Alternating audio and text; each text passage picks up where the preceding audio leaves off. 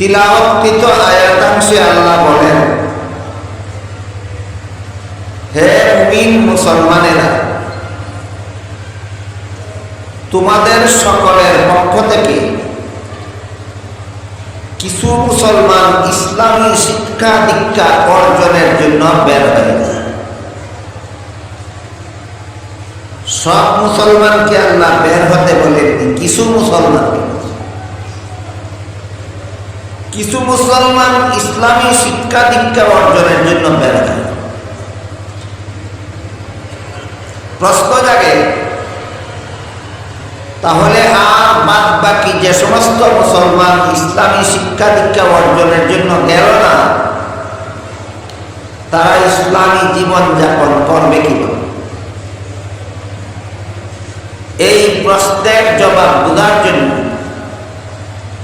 আরেকটি হাদিসের মর্ম আমাদের স্মরণ থাকা দরকার, যেখানে আল্লাহ রাসূল বলেন, তলাবুল ইলমি ফারিদাতুন আলা কুল্লি মুসলিম। এই হাদিসের অর্থ হল ইসলামী শিক্ষা অর্জন করা সমস্ত মুসলমানদের জন্য ফরজ। এর দ্বারা তো প্রশ্নের জবাব হয়, কিন্তু আয়াতের সাথে এই হাদিসের মর্ম বাহ্যিক দৃষ্টিতে সাংঘর্ষিক। আয়াতে আল্লাহ বলেন কিছু মুসলমান বের হয়ে যাও, আর হাদিসে রাসূল বলেন সব মুসলমানের জন্য ফরজ। সব, তাই প্রশ্ন জাগে, সব মুসলমানের জন্য যদি ফরজ হয়, তাইলে কিছু মুসলমান গেলে চলে কিভাবে? আর কিছু মুসলমান গেলে যদি চলে, তাহলে সব মুসলমানের জন্য ফরজ হয় কিভাবে? প্রশ্নটা আপনারা বুঝলেন কিনা দেখেন।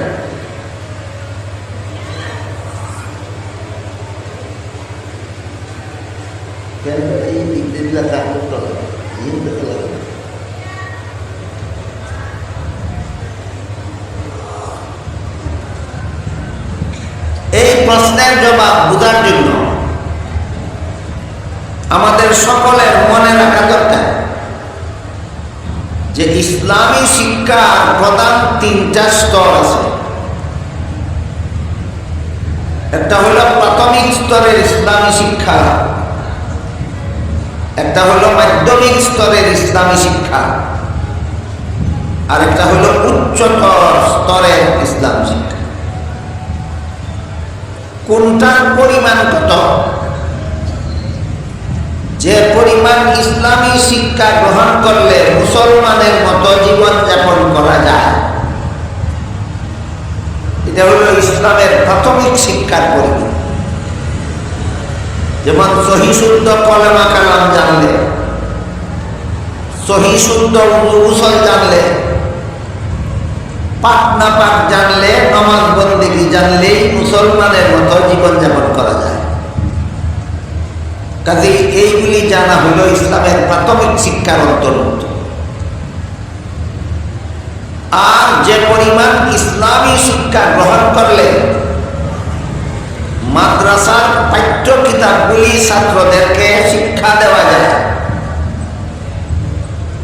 এই পরিমাণ ইসলামী শিক্ষা হল মাধ্যমিক স্তরের ইসলামী শিক্ষা। আর যে পরিমাণ ইসলামী শিক্ষা অর্জন করলে মানব জীবনের সব সমস্যার সমাধান কোরআন হাদিসের আলোকে প্রদান করা যায়, এটা হলো ইসলামের উচ্চতর শিক্ষার পরিমাণ। বুঝে থাকলে এবার বলুন তো, মাদ্রাসার পাঠ্য কিতাবগুলি পড়াবার মতো যোগ্যতা অর্জন করার সুযোগ সুবিধা এবং মেধা শক্তি কোরআন হাদিসের আলোকে মানব জীবনের সব সমস্যার সমাধান প্রদান করার মেধা শক্তি এবং সুযোগ সুবিধা কি সব মুসলমানের আছে? নাই। 30 পারা কোরআনের সব আয়াতের ব্যাখ্যা বোঝার যোগ্যতা সব মুসলমানের নাই। সব মুসলমানের জন্য ফরজ নয়। রাসূলের লক্ষ লক্ষ হাদিস বোঝার যোগ্যতা সব মুসলমানের নাই। এই জন্য এগুলি সব মুসলমানের জন্য ফরজ নয়। কিন্তু কলেমা কালাম, উযু, গোসল, নামাজ, রোজা শিক্ষার যোগ্যতাও সব মুসলমানের আছে এবং এগুলি শিক্ষা করা সব মুসলমানের জন্য ফরজ। তাই ইসলামী শিক্ষার সবটুকুই সব মুসলমানের জন্য ফরজ না প্রাথমিক স্তর? প্রাথমিক স্তর। তাই হাদিস শরীফে যে আল্লাহ রাসূল বলেছেন সমস্ত মুসলমানের জন্য ইসলামী শিক্ষা অর্জন করা ফরজ, এটা প্রাথমিক স্তরের কথা। কলেমা কালাম শিক্ষা করা সব মুসলমানের জন্য ফরজ, উযু গোসল শিক্ষা করা সব মুসলমানের জন্য ফরজ, পাক নামাজ শিক্ষা করা সব মুসলমানের জন্য ফরজ, নামাজ, রোজা, ইবাদত বন্দেগী শিক্ষা করা সব মুসলমানের জন্য ফরজ। এইগুলি না শিখলে কেউ মুসলমানের মতো জীবন যাপন করতে পারে।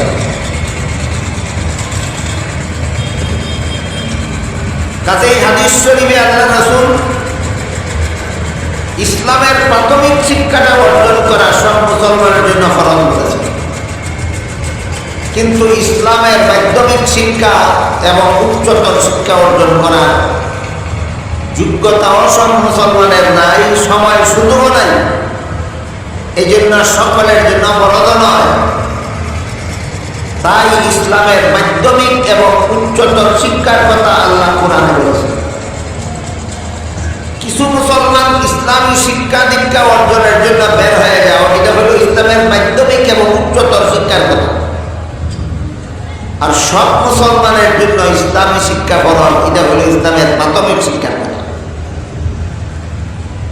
এবার বলেন হাদিসে কি ইসলামের মাধ্যমিক এবং উচ্চতর শিক্ষা সব মুসলমানের জন্য ফরজ বলা হয়েছে না প্রাথমিক শিক্ষা? প্রাথমিক শিক্ষা। আর কোরআনে যে আল্লাহ বলছেন কিছু মুসলমান শিখলে চলবে, এটা কি প্রাথমিক না মাধ্যমিক এবং উচ্চতর? মাধ্যমিক এবং উচ্চতর শিক্ষা সব মুসলমানের জন্য ফরজ নয়। এই জন্য কোরআনে আল্লাহ কিছু মুসলমান যাতে বলছেন, আর প্রাথমিক শিক্ষা সব মুসলমানের জন্য ফরজ। এই জন্য হাদিসে আল্লাহ রাসূল সব মুসলমানের জন্য ফরজ বলেছেন। বুঝে থাকলে এবার বলেন কোরআনের কথায় আর হাদিসের কথায় বিরোধ আছে না সমাধান আছে? সমাধান আছে। এই সমাধানটা কিন্তু আমাদের সকলের জানা থাকা দরকার। আপনাদের সবার যদি এই কথাটা জানা না থাকে যে হাদিসে আল্লাহ রাসূল যে বলছেন সব মুসলমানের জন্য ফরজ, এটা প্রাথমিক শিক্ষার কথা বলছেন। আর কোরআনে যে আল্লাহ বলছেন কিছু মুসলমান যাও, এটা মাধ্যমিক এবং উচ্চতর শিক্ষার কথা বলছেন।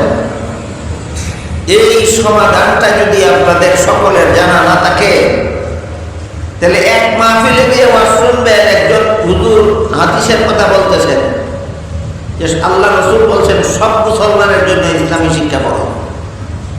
আর এক মাহফিলে গিয়ে শুনবেন আর একজন হুজুর বলতেছেন আল্লাহ কোরআনে বলেছেন কিছু মুসলমান যাও। আপনার মনে প্রশ্ন জাগবে, এই মাহফিলে এক হুজুরে কইল সব মুসলমানের জন্য ফরজ, এই মাহফিলে আর এক হুজুরে কইল কিছু মুসলমানের জন্য ফরজ। আমরা কোন পথে যাইতাম? প্রশ্ন জাগবনি মনে? বলেন তো, প্রশ্ন মনে জাগবে। সমাধানটা জানা থাকলে না জানা না থাকলে? জানা না থাকলে প্রশ্ন জাগবে। এইভাবে অনেক কথায় এমন আছে যে বাহ্যিক দৃষ্টিতে একটা আরেকটার বিপরীত দেখা যায়, কিন্তু মূলত তার সমাধান আছে। এই সমাধানগুলি যারা জানেন না তারা একখানে একটা শোনেন আর একখানে আরেকটা শোনেন এবং তারা মনের মধ্যে প্রশ্ন জাগে, বিভ্রান্তিতে ভুগেন যে এক হুজুরে একভাবে কইল আর এক হুজুরে একভাবে কইল, আমরা কোন হতে যাই? এই ধরনের প্রশ্ন জাগবে না সমাধানটা যদি জানা থাকে। তাহলে বলুন, কোরআনে আল্লাহ কিছু মুসলমানের কথা বলছেন আর হাদিসে রাসূল সব মুসলমানের কথা বলছেন, সত্যই দুই কথার মধ্যে বিরোধ আছে না সমাধান আছে? এই সমাধানটা কি সকলের জানা থাকা দরকার? নয়, সকলের জানা থাকা দরকার।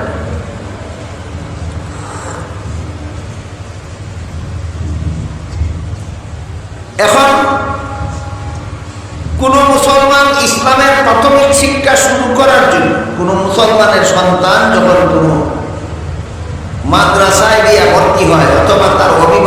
পিতামাতা কোনো মাদ্রাসায় ভর্তি করায় দেয়। আমাদের বর্তমান সমাজের বেশিরভাগ মুসলমান এটাকে দরকারি মনে করে না।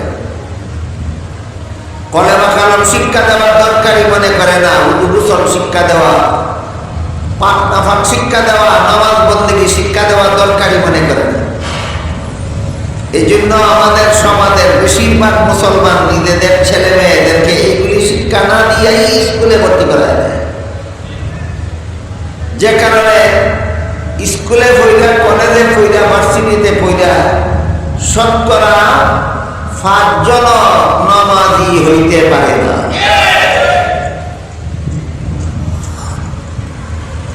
এই সমস্ত বেনামাজিদের দায়ভার যারা স্কুলে পড়ার কারণে, কলেজে পড়ার কারণে, ভার্সিটিতে পড়ার কারণে নামাজি হইতে পারল না, এরা নামাজি হইতে না পারার দায়ভার মা বাবাকে বহন করতে হবে। কারণ কোরআনে আল্লাহ বলছেন, ইয়া আইয়ুহাল্লাযীনা আমানু কু আনফুসাকুম ওয়া আহলিকুম নারান ওয়াকুদুহান নাসু ওয়াল হিজারা। এর অর্থ হলো, হে মুমিন মুসলমানেরা, তোমরা নিজেরাও জাহান্নামের আগুন থেকে বাঁচার পথে চলো, বেনামাজি হইয়া না নামাজি হইয়া।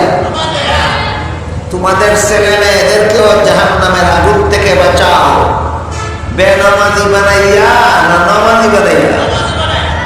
তাহলে আমি যদি নিজে নামাজি হই, আমার ছেলে বেনামাজি না বানাই, তাহলে আল্লাহর হুকুম একটা পালন করলাম, একটা লঙ্ঘন করলাম। এটার জন্য আল্লাহর কাছে দায়িত্ব পালন করতে হবে, আল্লাহর কাছে কথা দিতে হবে। একটা ভুল ধারণা আছে অনেক মুসলমানদের, এরা মনে করে মাদ্রাসায় পড়াইলে আর স্কুলে পড়ানোর সময় থাকবে না, স্কুলে পড়াইলে আর মাদ্রাসায় পড়ানোর সুযোগ থাকবে না, সময় থাকবে না। শয়তানের দোকান এটা, শয়তানের দোকান। আজকাল অনেকগুলি মাদ্রাসায় একটা বিভাগ আছে, নুরানি বিভাগ কয় না, অথবা কোনো মাদ্রাসায় আছে এখানে নুরানি মাদ্রাসা। মাত্র 3 বছরের সিলেবাস, মাত্র 3 বছরের সিলেবাস। এই 3 বছরের সিলেবাস করলে ইসলামের প্রাথমিক শিক্ষা শেষ হয়ে যায়। বলেন, নুরানি বিভাগের 3 বছরের সিলেবাস করলে ইসলামের প্রাথমিক শিক্ষা বাকি থাকে না সমাপ্ত হয়ে যায়?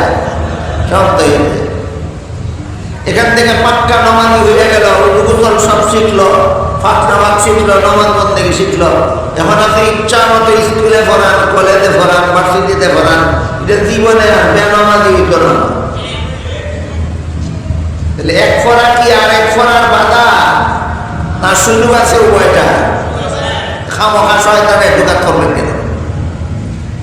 এই কারণে আমি যেহেতু এটা মাদ্রাসার সভা, এই জন্য আপনারা যারা উপস্থিত অথবা অনুপস্থিত কেউ যারা আমার কথা শুনতেছেন, আমি সবাইকে অনুরোধ করে বলব, আপনাদের ছেলে মেয়েকে আগে ইসলামের প্রাথমিক শিক্ষাটা দান করুন। ঘরে প্রাইভেট শিক্ষক রাখা হইলেও, নিজেরা শিখাইয়া হইলেও, অথবা নুরানি মাদ্রাসায় পড়াইয়া হইলেও, আগে প্রাথমিক শিক্ষা দিয়া নামাজি বানাইয়া আগে জাহান্নাম থেকে বাঁচান, তারপরে স্কুলে পড়ান, কলেজে পড়ান, ভার্সিটিতে পড়ান, ইচ্ছা মতো পড়ান, কোনো বাধা না। কাজেই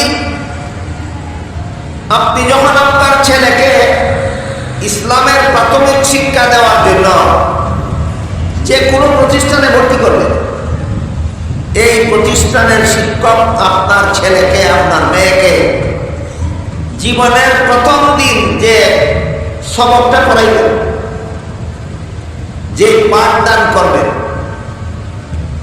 খুব শর্টকাট একটা সবক, সেটা হলো বিসমিল্লাহির রহমানির রহিম। বলেন তো, ইসলামী শিক্ষার প্রথম সবকটা কি? বিসমিল্লাহির রহমানির রহিম। শুধুমাত্র এই প্রথম সবকের মর্যাদাটা বোঝা যাচ্ছে। এই প্রথম সবকের মর্যাদা আল্লামা ইমাম ফখরুদ্দিন রাজি রহমতুল্লাহ আলাইহি তার পৃথিবী বিখ্যাত তাফসীরের কিতাব তাফসীরে কবিরে হযরত মুসা আলাইহিস সালামের একটা ঘটনা লিখছেন। বুঝে থাকলে বলেন আমি কোনো মন করা কাহিনী বলতেছি না তাফসীরের কিতাবে বর্ণিত ঘটনা? হ্যাঁ, তাফসীরের কিতাবের বর্ণিত ঘটনা। লেখকের নাম পৃথিবীর বিখ্যাত মুফাসসিরে কুরআন ইমাম ফখরুদ্দিন রাজি রহমাতুল্লাহ। কিতাবের নাম আত-তাফসীরুল কবির। সেখানে তিনি হযরত মুসা আলাইহিস সালামের একটা ঘটনা লিখছেন। ঘটনাটা হলো মুসা আলাইহিস সালাম একটা রাস্তা দিয়ে যাইতেছিলেন। রাস্তার পাশে একটা গুরুস্থান ছিল। তিনি দেখলেন এই গুরুস্থানে একটা মুর্দার আযাব হইতেছে। অনেক গুনার জন্য অনেক মুসলমানের কবরে আযাব হয়, এটাও আমাদের মনে রাখা দরকার। অনেক গুনার জন্য অনেক মুসলমানের কবরেও আযাব, এবং কবরের আযাব এত ভয়ঙ্কর। হাদিস শরীফে আল্লাহ রাসূল বলেন, তোমরা যদি কবরের আযাব দেখতা তাইলে জীবনে কোনোদিন কোনো মুর্দারে কবরে দাফন করার সাহস পাইতা না, ভয়ে ভীত। কি পরিমাণ কঠিন শাস্তি দেখলে জীবনে কোনোদিন মুর্দারে কবরে দাফন করার সাহস থাকবে না? মনে করেন আপনারা সাধারণ আযাব না মারাত্মক আযাব? মারাত্মক। এই জন্য সাধারণ মানুষকে আল্লাহ কবরের আযাব দেখতে দেন না। নবী রাসূলকে দেখতে দেন মানুষকে সতর্ক করার জন্য। নবী রাসূলকে দেখতে দেন মানুষকে সতর্ক করার জন্য। এখানে এসে অনেক শিক্ষিত পণ্ডিতদের বিরাট বড় একটা সন্দেহ লাগে। কি সন্দেহ? কবর তো একটা সুনির্দিষ্ট জায়গার নাম। এখানে কি ঘটনা ঘটতেছে শুধু নবীরা দেখলে আমরা দেখবো না কেন? আর আমরা না দেখলে নবীরা দেখে কি হবে? এই প্রশ্নের সমাধান তারা খুঁজে পায় না। এই কারণে কবরের আযাব বিশ্বাস করে না। এরকম পণ্ডিত যথেষ্ট আছে বর্তমান সমাজে। এদের জবাব দেওয়ার জন্য একটা উদাহরণ দেব। একটা কামরার মধ্যে একটা মানুষ ঘুমাইয়া স্বপ্ন দেখতেছে, আর একটা মানুষ বৈশা চা পান করতেছে। বলে দুইটা মানুষে একই কাজ করতেছে না দুইজনের দুই কাজ? একজনে ঘুমাইয়া স্বপ্ন দেখতেছে আর একজনে বইয়া চা খাইতেছে। বলেন তো সব ঘুমন্ত লোকটা স্বপ্নে যা কিছু দেখে, জাগ্রত মানুষটাই কি তার কোনো কিছু দেখে? দেখে না। এরকম স্বপ্নের একটা ব্যবস্থা আল্লাহ মানুষের জীবনে এই জন্যই রাখছেন, যাতে তোমরা কবরের আযাব দেখো না কেন এটা বুঝে যাবে। যেমন ভাবে ঘুমন্ত মানুষের স্বপ্নে যা কিছু দেখে, জাগ্রত মানুষের আর কিছুই দেখতে পারে না, ঠিক তেমনি ভাবে কবরে দাফন করা মানুষটা জাহান্নামের শাস্তি, কবরের শাস্তি, জান্নাতের শাস্তির যা কিছু দেখে, দুনিয়া জীবিত মানুষ তার কিছুই দেখতে পারে না।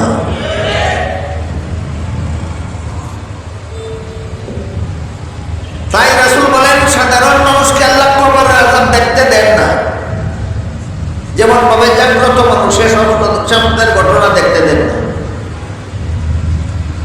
ঘুমন্ত মানুষের যেমন স্বপ্নে দেখতে পায় অনেক কিছু, ঠিক তেমনি ভাবে কবরের বাসিন্দাও সেই কবরের জগতে হয়তো জান্নাতের সুখ শান্তি দেখতে পায়, আর না হয় জাহান্নামের শাস্তি দেখতে পায়। এই পর্যন্তই কথা শেষ নয়। হাদিস শরীফে আল্লাহ রাসূল সাল্লাল্লাহু আলাইহি ওয়াসাল্লাম বলেছেন, যে সমস্ত ঈমানদার নেককার বান্দাদের কবরে আযাব হয় না, বরং জান্নাতের সুখ শান্তি দেওয়া হয়। এদেরকে প্রতিদিন সকালে একবার বিকালে একবার তাদের জান্নাতের ঠিকানাটা দেখানো হয়। আল্লাহ রাসূল বলেন, এই ঈমানদার নেককার মানুষটা কবরে জান্নাতের যত সুখ শান্তি পায়, কবরে জান্নাতের সুখ শান্তি পাইয়া তার মনটা যে পরিমাণ আনন্দিত হয়, প্রতিদিন সকালে বিকালে তার জান্নাতের ঠিকানাটা দিকে এর থেকে বেশি আনন্দিত। এর সম্পূর্ণ বিপরীতে পাপিষ্ঠ বেঈমানদের কবরে জাহান্নামের শাস্তি আরম্ভ হয়। আল্লাহ রাসূল বলেন তার কবরে জাহান্নামের আগুনের বিছানা বিছিয়ে দেওয়া হয়, তার গায়ে জাহান্নামের আগুনের পোশাক পরাইয়া দেওয়া হয়, তার কবরের বাড়ির সাথে জাহান্নামের দরজা কাটতে দেওয়া হয়। আর জাহান্নামের আগুনে জ্বলতে থাকে সেই কবরের বাড়িতে। এই পর্যন্তই শেষ নয়, বরং প্রতিদিন সকালে বিকালে 2 বার তার জাহান্নামের ঠিকানাটা দেখানি হয়। আল্লাহ রাসূল বলেন জাহান্নামের শাস্তি ভুগিয়া যে কষ্ট হয়, সকাল বিকাল 2 বার জাহান্নামের ঠিকানাটা দিকে এতে বেশি কষ্ট হয়। রাসূলের হাদিস বুঝিয়া থাকলে এবার আপনারা বলেন কবরে একদিন আমরা করি, কিছু লোকের যেতে হবে না, সব মুসলমানের যেতে হবে। সেখানে গিয়ে সকাল বিকাল জাহান্নামের ঠিকানা দেখতে চান না জান্নাতের ঠিকানা দেখতে চান? তাহলে জান্নাতের নাম কিরান করলো। আল্লাহ আপনারাও সেই তৌফিক দান করুক, আমারও আপনাদের সাথে তৌফিক দান। মুসা আলাইহিস সালাম রাস্তা দিয়ে যাইতেছিলেন, দেখলেন এক কবরের বাসিন্দার আযাব হইতেছে, অত্যন্ত বিপদে আছে সে। ওই তাফসীরে কবিরের ঘটনা। তারপরে তিনি নিজের কাজে চলে গেলেন। কিছুক্ষণ পরে আমার এই রাস্তা দিয়ে ফিরলেন। ফিরার সময় দেখলেন তার কবরের আযাব বন্ধ হয়ে গেছে, সে বর্তমানে সুখে শান্তিতে আছে। যাওয়ার সময় দেখছিলেন আযাব হইতেছে, বিপদে আছে। ফিরার পথে দেখলেন আযাব বন্ধ হয়ে গেছে, শান্তিতে আছে।